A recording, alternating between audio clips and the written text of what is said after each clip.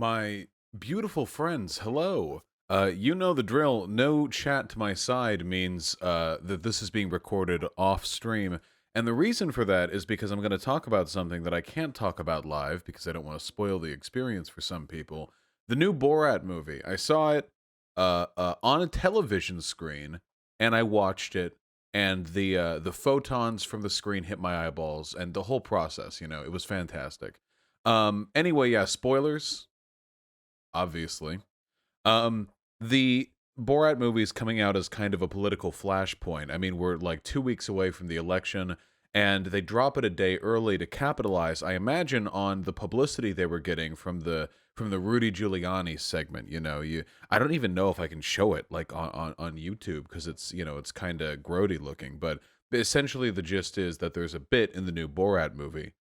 Well, actually, wait, let me back up.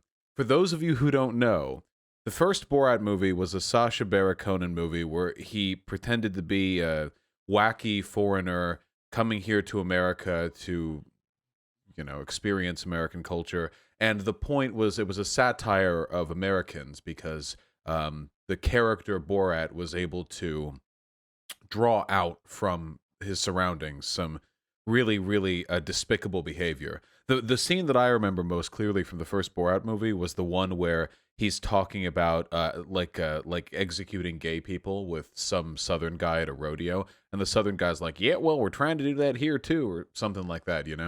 And the fun of the movie is that most of the movie is impromptu. It's done under the guise of a documentary crew live recording this wacko interacting with real Americans. And the first movie produced so many angry lawsuits from people who felt their rights had been violated when they were caught doing dumb shit on film. But, here we are again.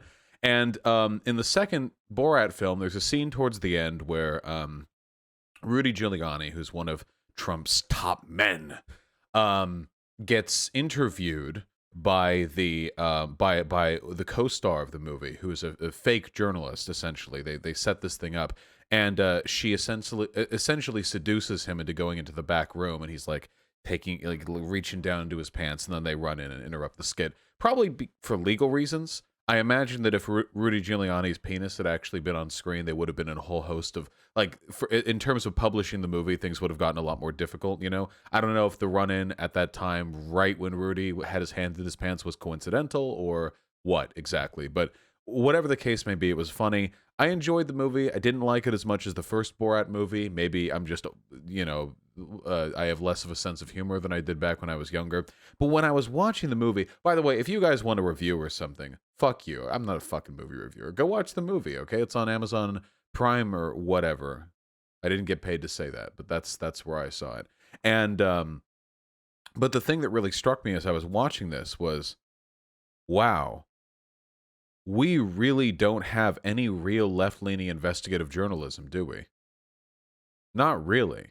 There's a reason for that, of course. When we do it, we get killed. The person who leaked the Panama Papers scandal, the trillions of dollars the wealthy are hoarding in offshore accounts illegally, that person fucking died. They were killed. What was it, a car bomb? Wait, actually, I'm going to look up. Oh, wait, hold on. I'm going to look that up. Panama Papers journalist killed. It was a car bomb, right? Malta car bomb kills Panama Papers journalist. Yeah. Look, investigative journalism is spooky stuff. But the thing is, we need this. Like, really, really badly, like domestically. Just as an optical thing, There's no... Sacha Baron Cohen is a left-leaning dude. That's pretty well known. And Borat is a pretty left-leaning movie series now, because it satirizes America, it criticizes the racism, the homophobia, the anti-Semitism, all these deep-seated underlying cultural issues.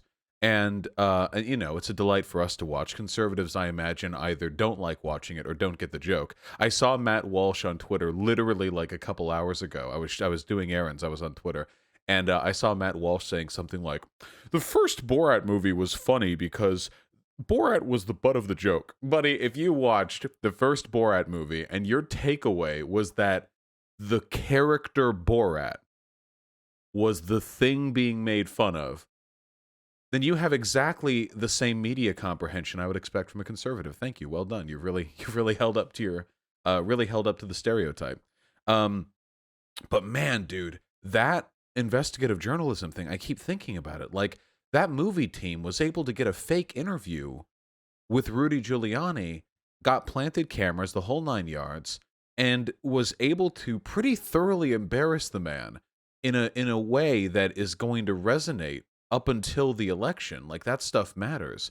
And it reminds me in a way of Project Veritas, which is if you look into the life of O'Keefe, the person who heads Project Veritas, this man has turned lying into an art form. Like literally every single fucking thing this guy has done has been tainted either with outright lies and deception or at the very least a misrepresentative intent.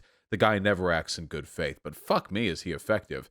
Project Veritas has captured the attention of so many Americans because they're able to sensationalize, either nothing or kind of bad, but really not as bad as it's being led to, as it's being represented. And millions of people listen to that. And what they do, I need to be perfectly clear, isn't investigative journalism, because Project Veritas isn't journalism. Journalists face consequences when they lie. So if you don't, you're not a journalist, just to be clear. You're a disinfo agent or a pundit or a commentator, if you want to be really neutral about it. Project Veritas is not investigative journalism. In a way, Borat kind of is, to an extent. Because while the movie it's goofy, it's not like Borat's not journalism in a traditional sense. But the information that it presents in like a gonzo journalism kind of sense, is in an authentic representation of the thin vignettes that they are able to make. That Rudy Giuliani interview. If you can, as a fake crew, get an interview with Rudy fucking Giuliani, what else could a sufficiently talented team do with enough money? Like, in what other ways can they reveal, inconvenient information or otherwise embarrass people who are making this country worse, the members of the Republican Party in large part? I just think about it, and it's dangerous work. I'm not saying anyone can just get up and do this. You need a lot of startup capital, of course. You need a good legal team. Oh God, do you need a good legal team? And that costs a lot of money. You need institutional legitimacy, because even if you come out with the best expose in the world, it doesn't get taken seriously until it gets picked up by major news outlets. And while places like Fox News will pick up on anything that's presented to them, except for the Hunter Biden laptop story, which was so uncredible, even they passed up on it. But Fox News will pick up on Project Veritas. But, if you want, like, CNN to talk about something, you can't just be like a basement team. Like, there has to be some kind of legitimacy to it. What I'm essentially saying is, George Soros, you've done so much good funding Antifa. Could you divert some of these funds, throw them towards a crack team of investigative left-leaning journalists who use their time and their money and their equipment and their expertise to find out incriminating information about the Republican Party in a way that is media digestible. See, that's the big thing here, and that's the thing the Borat and Project Veritas people understand. Nobody, it sucks, but nobody gives a fuck about, like, real crime, You don't even have to, the crimes of the Trump administration aren't like conspiracy. Like, you can just look at them. They're obvious. President Trump still manages his businesses. He's spent tens of millions of dollars paying off fines with regards to misappropriation of his resources. He's a blatant nepotism. The Ukraine shit. Like, this isn't conspiracy. It's obvious. Anyone can see it. People are desensitized to this. People are desensitized to the endless march of news saying this, that, this is bad, they did this. People don't want to read text. People want memes. People want clippable moments. Project Veritas doesn't leak 50-page documents from reputable covert intelligence operatives. They drop fucking YouTube videos.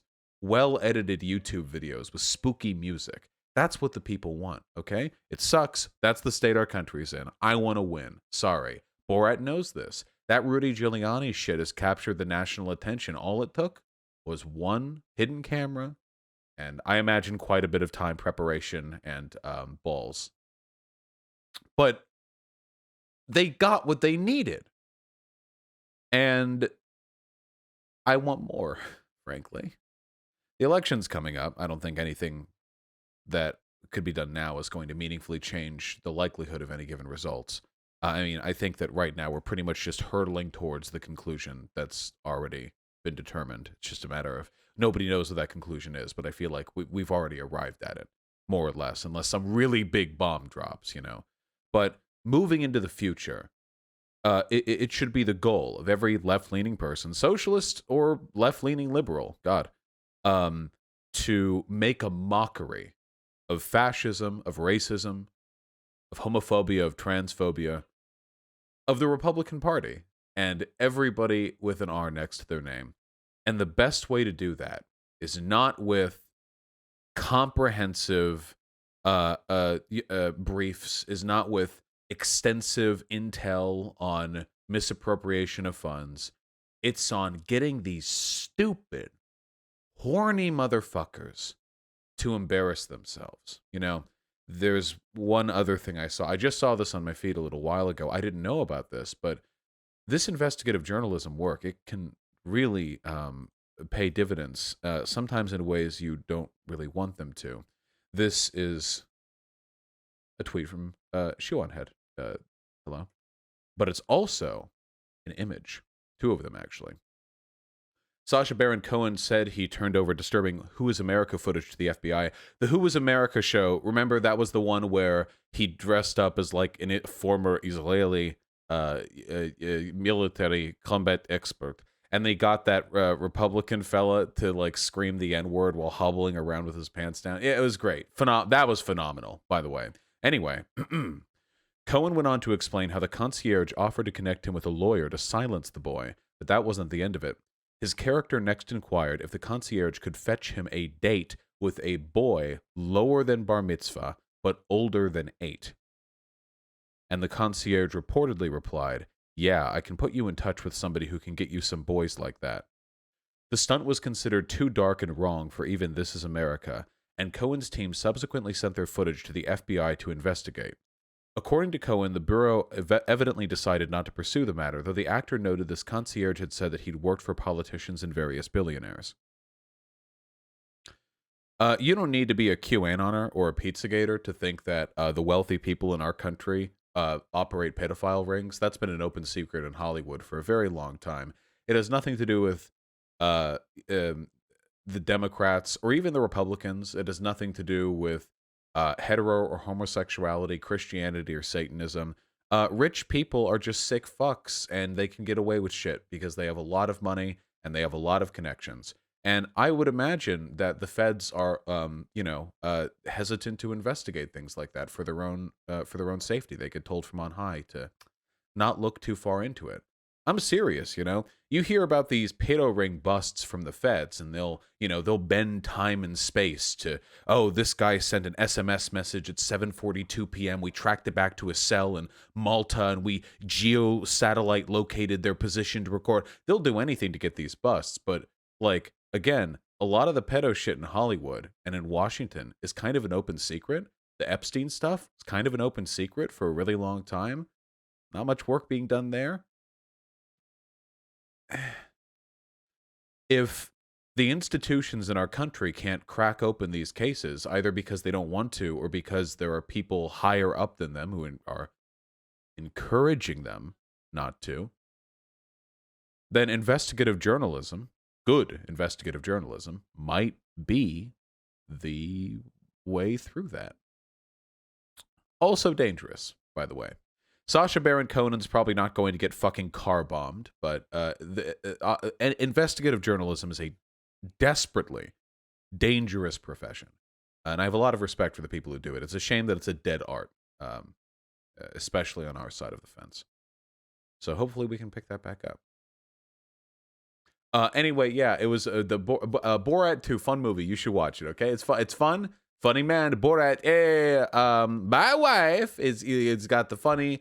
You can see pubes because the clothing he wears. He wears the pubes. All right, go watch. Go shoot. Where's the cut recording? Go.